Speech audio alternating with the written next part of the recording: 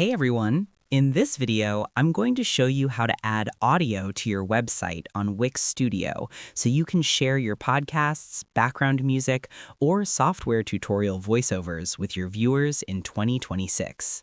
Let's get into it. First, open the Wix Studio editor and access the plus menu. The first step is finding where the audio components are stored within the new professional interface. In 2026, Wix Studio has consolidated all multimedia tools into the Quick Add and Media tabs to keep your workflow fast and efficient. Log in to your Wix Studio dashboard and open your project. Click the plus icon in the top left corner of the editor. Under the Quick Add or Media tabs, scroll down until you see the Audio category. This is the discovery phase. Wix Studio provides several different types of players, ranging from a single play button to a full podcast player. Selecting the right one early ensures that your market analysis or tutorial audio fits the visual blue hour aesthetic of your site without cluttering the UI. Next, choose your audio player and drag to Canvas. Wix Studio offers specialized players depending on whether you want a minimalist look or a full-featured music player with album art.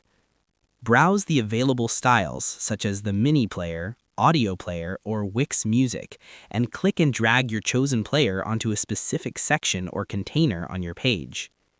For a candid, amateur quality feel, the Mini Player is perfect because it takes up very little space while still providing clear playback controls. This is the placement phase. In 2026, Wix Studio's responsive engine means the player will stay snapped to your grid.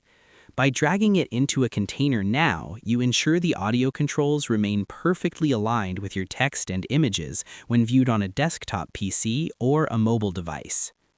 Next, upload your audio file to the Media Manager. Now that the player is on your site, you need to connect it to your actual audio content. Click on the player and select the Settings or Change Track button. This will open the Wix Media Manager.